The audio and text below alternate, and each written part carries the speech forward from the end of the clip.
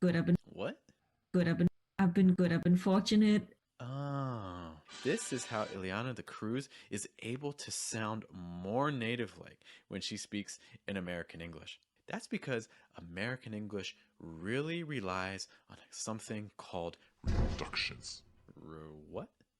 Reductions are times when words are not stressed. They're like the actors in a play or a movie who, well, they get forgotten. You need them, but they're not as important as the stars, the stressed words. Reductions are said faster, they're pronounced weaker, and oftentimes have vowel sounds or consonant sounds that completely disappear. This can happen in single words that appear on their own. For instance, how about this word? Reply. Reply. The stress is on the word ply. So what happens to the first part? Well, you can say reply, and some people do, reply with that re sound. But when you listen to native speakers, they're more likely to pronounce it as ruh, ruh. It gets reduced, so it becomes reply. Compare again, reply versus reply. This happens in sentences too. How about that first example that we looked at way back in the beginning of the video? Good. I've been Good, I've been. good. I've been Good, I've been. What a lot of my students are doing, though, is the opposite of this. They're pronouncing every single word extremely clearly. Good, I've been. That's how that would sound if you pronounced every single word very clearly, which can work great if, for instance, you're giving, say, a speech, but it doesn't sound quite as natural often for those times when maybe you're talking with friends or people on the street. Now, there are some common reductions you may already be familiar with. For instance, how do you normally say this? Let me eat? Actually, it's normally going to sound like lemmy with a stress on eat. It's like let me eat, let me eat. Or how about this one? I don't want to go? No, I don't want to go. I don't want to go. Reductions are a big reason why you can listen to something in English, like a movie or a TV show, and not really understand what was said, even though you can read the sentence and understand everything. Don't believe me? Well, first, like the video if you're learning something new, and then take a look at these examples. I'll show you 3 reduced sentences, give you a second to guess what was said, and then show you the answer. Number 1. had a had a I had a feeling. Number 2. What is my what is my what is my day like? Number 3.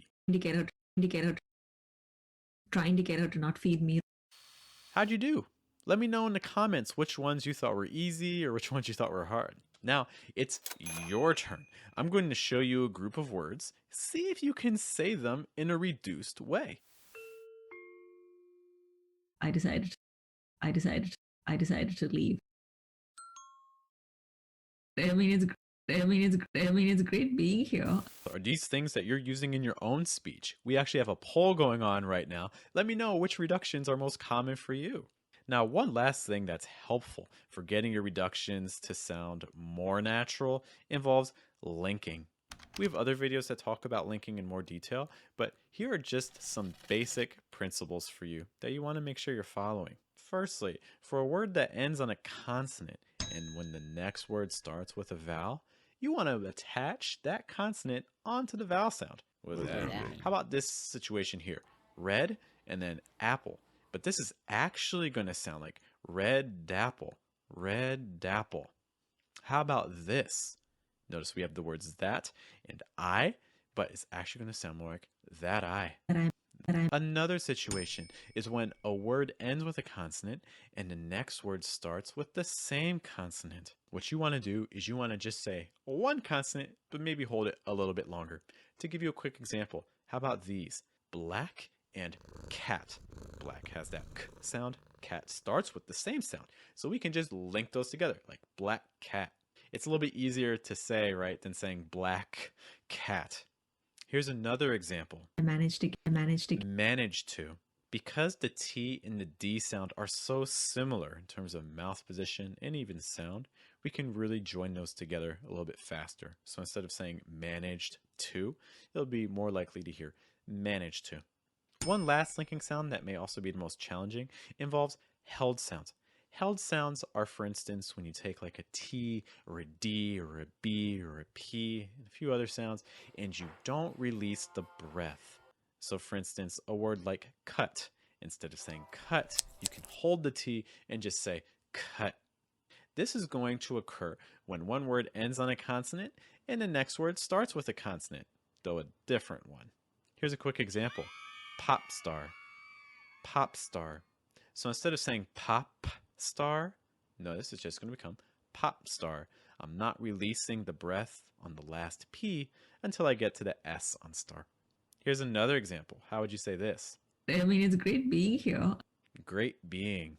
By the way, if you're really interested in these stop consonants, here's a list of the 15 most common words that use them in English.